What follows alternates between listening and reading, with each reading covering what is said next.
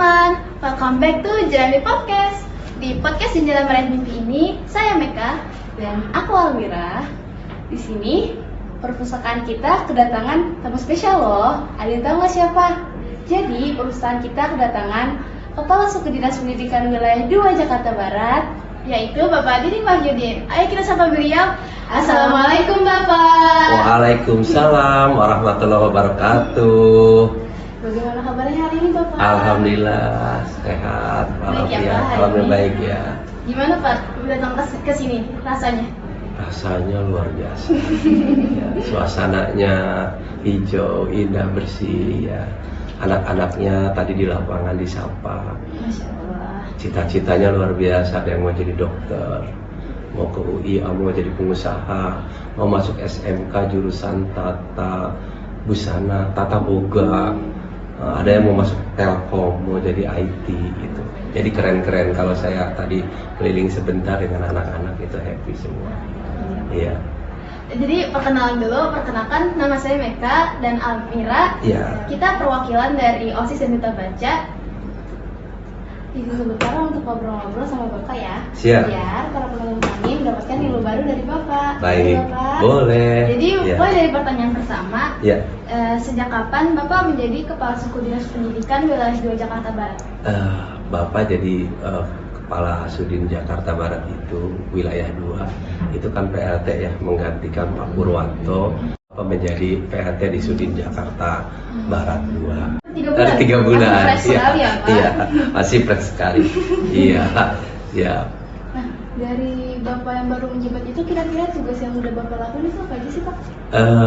Tugas Kasudin itu diantaranya adalah memonitoring baik itu penyusunan anggarannya di satuan pendidikan, monitoring pelaksanaannya terkait dengan pelaksanaan ERKS ataupun program-program di satuan pendidikan, evaluasi sampai ke pelaporan kita monitoring. Nah selain itu juga kita monitoring terhadap anak-anak kita yang punya prestasi, kebersihan dan seterusnya. Ya. Berarti tugasnya harus penuh ketelitian ya Pak, Ya. karena ngecekin sekolah satu-satu. Betul. Berarti lumayan berat juga ya, nggak bisa dibilang gampang. Ya, dibilang berat sih udah kewajiban karena kita menjalankan tugas itu dengan enjoy, dengan happy, jadi tidak terasa capek. Yang ada adalah bahagia. Asal kita senang ngejalaninnya. Kita ya, harus Pak. senang dalam mengerjakan tugas itu, harus sesuai dengan minat dan bakat karena kita adalah dunia pendidikan, melayani anak-anak, melayani guru, melayani pendidik, masyarakat. Jadi kita melaksanakan dengan enjoy. Dengan enjoy. Iya, enjoy dan happy gitu. Yang ketiga, bagaimana perjalanan karir Bapak sampai di sini Pak, menjadi Kepala Suku Dinas Pendidikan? Alhamdulillah. Jadi awalnya sih Bapak jadi guru ya di Jakarta. Berawal dari guru. Berarti. Kalau berawal dari guru sih Bapak di guru ya. Pertama jadi guru di SMKN 36. Bapak di SMK 36 itu jadi guru teknik otomotif. Nah berikut ya teknik otomotif, kan Bapak orang STM dulunya ya, terus kuliah ke Padang S1 jadi guru di SMK 36. Nah alhamdulillah setelah jadi guru Bapak juga pernah jadi wakil wakil kurikulum, wakil manajemen, wakil humas. Nah tiga wakil lah, kurang lebih 10 tahun jadi wakil, dan Bapak ikut seleksi kepala sekolah. Alhamdulillah jadi kepala sekolah di salah satu sekolah pertama itu SMKN Negeri 54 Jakarta. Di Jakarta Pusat. Di Jakarta Pusat ya. Nah setelah itu Bapak dipindah tugaskan ke SMKN 52 di Cibubur. Terakhir, lumayan. Terakhir Bapak di SMKN 4 Rorotan. Jakarta Utara. Jadi pusat, timur, utara. Nah, iya. Setelah itu alhamdulillah Bapak dipanggil menjadi kasih peserta didik di Dinas Pendidikan Provinsi DKI Jakarta. Waktu itu di lantai 13. Jadi 3 bulan Bapak jadi kepala seksi peserta didik di bidang SMK. Nah setelah itu Bapak alhamdulillah diangkat menjadi kepala bidang SMK Dinas Pendidikan Provinsi DKI Jakarta kurang lebih 4 tahun lebih ya. 4 tahun lah kurang lebih, dan di dalam masa itu pernah jadi PLT Sekdis, pernah jadi PLT Pusdatikom. Nah bergeser ke Jakarta Barat kurang lebih di bulan Desember tanggal 19 Bapak dilantik jadi Kasudin Jakarta Barat 1. Masya Allah. Jakarta Barat 1. Berarti panjang ya? Iya, Perjalanannya. alhamdulillah. Tapi ini emang jadi cita-cita Bapak atau bukan menjadi kepala suku dinas ini? Semuanya berawal dari tentu mimpi ya. Kita ingin mengabdikan kepada bangsa dan negara menjadi pelayanan pendidikan dimanapun posisinya. Sudin adalah bagian salah satu dari unsur dinas pendidikan.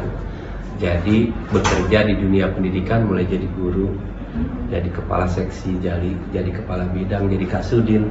Mungkin kalau ada rezeki jadi kepala dinas atau dari bidang pendidikan, itu semua adalah bagian daripada minat dan bakat Bapak. Dari perjalanan panjang yang Bapak lalui, kira-kira yang jadi support system Bapak itu siapa aja Pak? Bapak masih punya satu sorga Bapak, yaitu Ibunda. Masih hidup karena ayah sudah tidak ada ya. Itu menjadi support pertama. Ibunda yang menjadi support, doanya tak terhingga. Karena Kedua pasti itu akan selalu mendukung kita ya. Iya, Ibunda yang melahirkan. Jadi keberhasilan Bapak di setiap langkah adalah karena Ibunda. Ya, ayah udah nggak ada, dan keluarga tentunya, dan keluarga saudara pada mendukung, dan juga mungkin anak-anak, guru-guru, kepala sekolah mendukung Bapak. Jadi Ya. peran orang terdekat itu cukup penting ya dalam. Paling penting adalah Ibunda, karena ibumu baru ayahmu. Doa ibu itu tidak ada hisab lagi, tidak ada hijab, tidak ada perantara lagi, apalagi kalau sepertiga malam terakhir. Makanya kalau berhasil, minta doa sama ibu. Mau ujian, mau apa, adik Mira sama Meka ya. Iya. Ya, jadi minta doanya, doain saya Bu, doain saya Bu, doain saya Bu, doain saya Pak gitu. Ada yang ketiga Pak gitu. Itu yang menjadi penyemangat.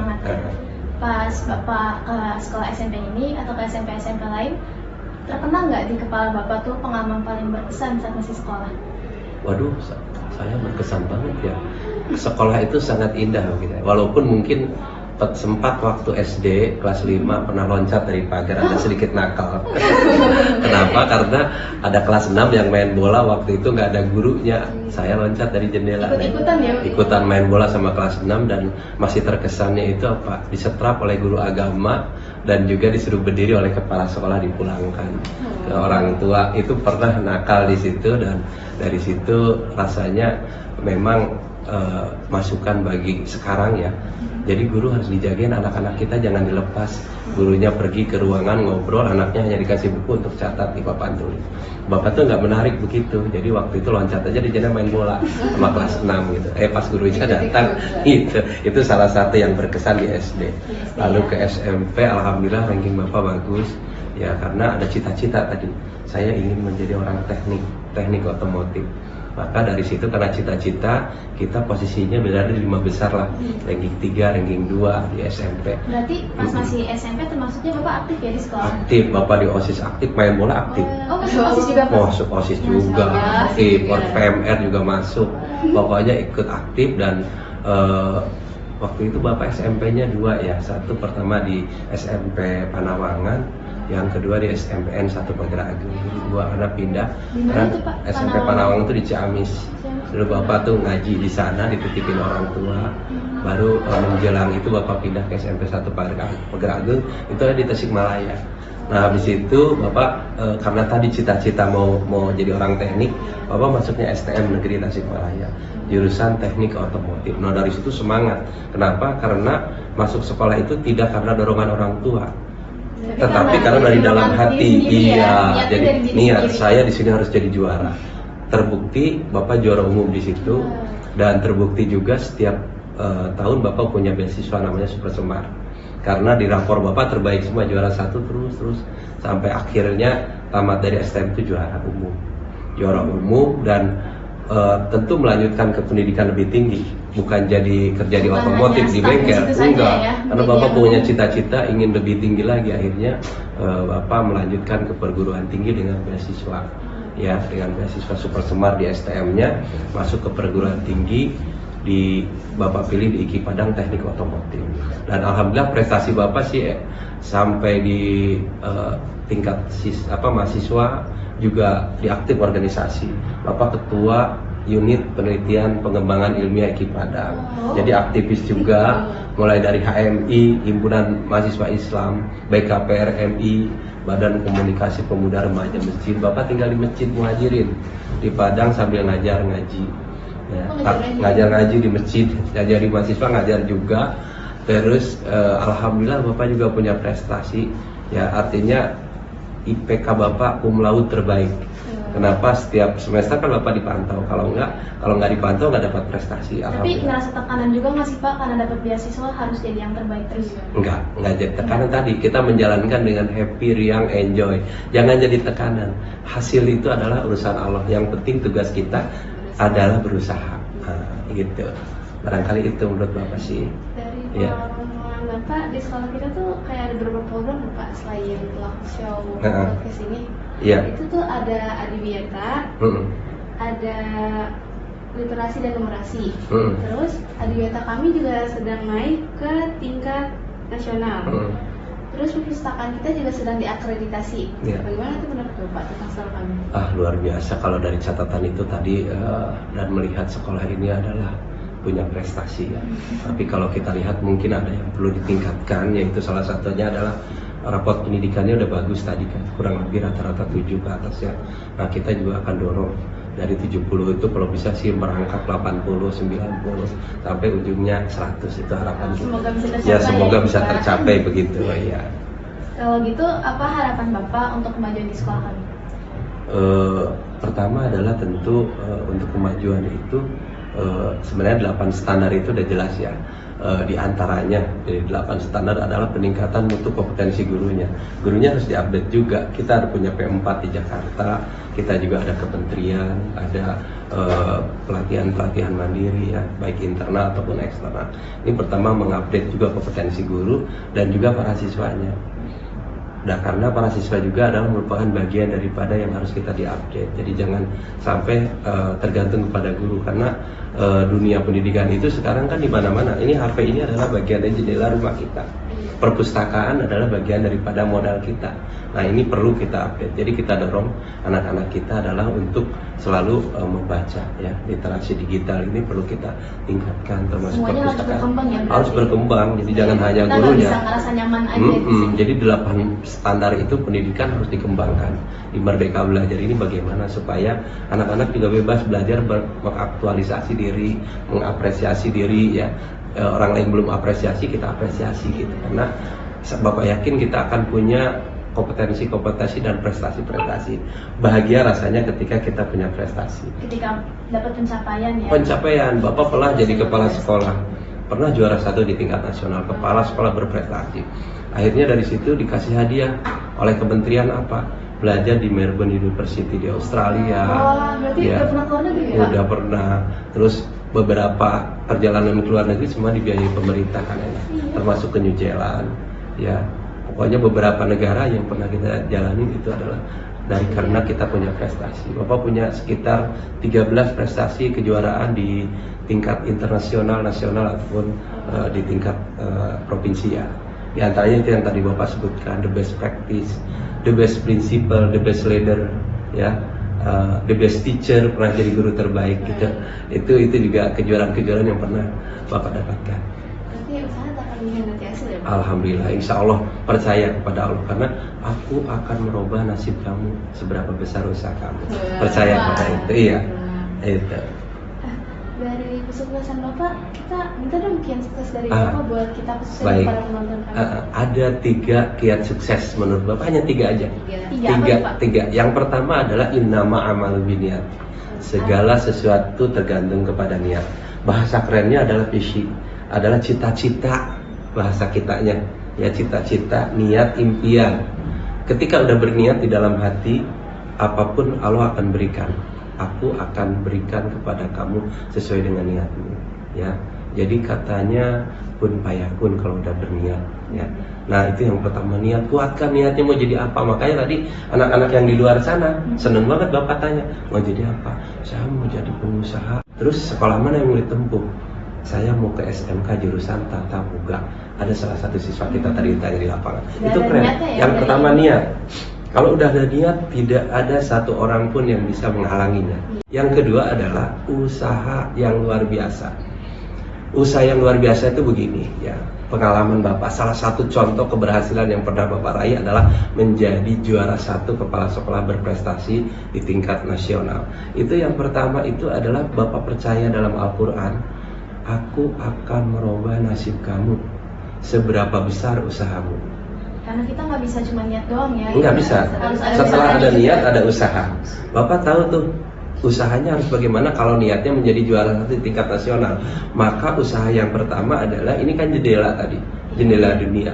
Bapak buka di sini kepala sekolah berprestasi, syaratnya apa? Bapak searching, kan ketemu, print, simpan di meja, plek.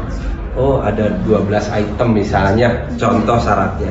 Nah 12 ini Bapak simpan di atas meja, Bapak simpan dalam hati, Bapak tempel di dinding, Bapak tempel di mana saja untuk mengingatkan. Ya, terus ada rencana. Setelah program itu, ini kan program nih. Setelah program ada rencana, timeline. Ini kapan saya lomba? Oh tahun 2017. Maka di tahun 2016 Bapak sudah berniat dan sudah mulai menancapkan program di atas meja untuk dilakukan. Di antaranya apa di situ? Harus nyusun buku portofolio sekian. Nah itu, portofolio kita harus kumpulkan. Kita harus menyusun the best practice, the best leader. Bapak nulis tuh, nomor 1 ternyata udah ada cukup checklist. Dan waktu itu buku Bapak ada 2 box, 200 judul kali, dibawa oleh orang dinas pendidikan Pak Diran namanya, sekarang ada di lantai 9 bidang PSMA kalau nggak salah, itu bantuin Bapak bawain ke kementerian untuk menceklis nomor 1. Jadi ada di situ persyaratannya, Bapak siapkan dalam waktu 1 tahun. Alhamdulillah di tingkat Dalam waktu 1 tahun. untuk menjadi juara 1 Bapak siapkan dalam waktu 1 tahun. Nah pertama adalah setelah poin-poin yang ada indikatornya, persyaratannya terpenuhi, apalagi yang harus saya kuatkan. Kita harus sadar diri juga. Sadar diri. Oh ini berarti kita lomba di tingkat Kota Madya juara 1. Apalagi setelah di Kota Madya masuk ke tingkat provinsi juara 1. Nah dari provinsi ke nasional kan ada yang namanya karya tulis. Bapak buat karya tulis waktu itu namanya Jakbernet, jakartabelajar.net. Terus Bapak paparan di depan kaca cermin. Berlatih di cermin, liatin muka kita, wajah kita, pakai time berapa waktunya sesuai dengan indikator di sini. Rasanya belum cukup kalau saya belajar diri sendiri, perlu orang lain. Nah, cari teman-teman para wakil guru, kumpulin. Kita coba saya presentasi nilai apa kekurangan saya. Jadi kita berkaca dari orang lain. Nah setelah itu masih kurang juga. Bapak belajar sama namanya Bu Widya, orang BPMP sekarang, dulu LPMP. Saya kejar ke rumahnya Bu Widya sampai jam 12 malam Bu Widya baru datang, Bapak tungguin. Malam-malam belajar sampai jam 2 apa jam 1 dengan Bu Widya namanya. Bu, ajarin saya mau paparan depan Ibu, tolong lihat kekurangan saya apa. Bu Widya itu baru pulang kerja malam-malam, Bapak tungguin di rumahnya. Bapak paparan depan Bu Widya, kata Bu Widya kurangnya ini, Bapak perbaiki. Masih juga kurang rasanya, Bapak undang namanya Pak Yani dari Bandung, ya, tenaga ahli orang Bandung. Bapak siapkan tempat di Jakarta Timur. Alhamdulillah Pak Yani datang dan memberikan masukan juga. Nah rasanya udah ada pihak internal yang memberi masukan. Rasanya sudah yakin dan Bapak sudah yakin bahwa ketika besok paparan di depan para juri pasti Bapak pemenangnya. Jadi ketika itu di Hotel Millennium menjadi saksi hidup Bapak 34 provinsi, 3 pengujinya, diantaranya adalah Prof. Laras, Pak Mardianto, Bapak ingat, satu lagi lupa. Nah itu alhamdulillah lancar. Dan Bapak yakin keluar dari paparan itu, sayalah pemenangnya, sayalah juaranya. Karena tadi udah meniatkan diri dan usahanya menurut Bapak udah maksimal. Sehingga alhamdulillah waktu diumumkan Pak Muhajir sebagai Menteri Pendidikan, waktu itu Bapak mendapatkan juara 1. Itulah kiat-kiatnya. Yang pertama tadi, yang kedua ya. Yang kedua tadi usaha. Terus yang terakhir adalah doa dan didoakan. Ke Ibu, selalu ke Ibu, Bu doain saya besok mau lomba di tingkat nasional. ibu mendoakan, saya juga berdoa dong. Jadi atas nama diri saya sendiri, ibu juga mendoakan saya, keluarga mendoakan. Jadi hanya 3 langkah untuk sukses Pak Mahelsa, yaitu yang pertama adalah niat, yang kedua adalah usaha yang maksimum, yang ketiga adalah doa. Jadi ini 3 rangkaian ini tidak bisa-bisa. Demikian barangkali, terima kasih De Mira dan Meka ya. Iya. Ada yang mau disampaikan lagi? Cukup? Segitu saja mungkin Oke. pertanyaan dari kita. Terima kasih ya Bapak, Ya, bisa jadi sama-sama. dapat ilmu baru ya Mika. Alhamdulillah, Ya, ya. banyak yang bisa kita pelajari juga dari pembicaraan kita tadi ya tentang untuk terus berkembang, terus Ya. berusaha. Betul. Baik Pak, terima kasih atas Oke. inspirasinya. Semoga bermanfaat bagi kami khususnya dan para penonton kami. Oke, Terima sama-sama kasih. ya Mbak Mika, Mbak Mira ya. Iya, Luar terima biasa. kasih juga atas Assalamualaikum. waktunya ya, Pak. Ya, warahmatullahi Senantiasa sehat wabarakatuh. dan sukses Atur selalu. nuhun. Amin. Baik teman-teman, itu saja wawancara bersama Bapak Diding Wahyudin. Sampai jumpa di podcast selanjutnya dengan tamu-tamu berikutnya. See you. Wassalamualaikum warahmatullahi wabarakatuh.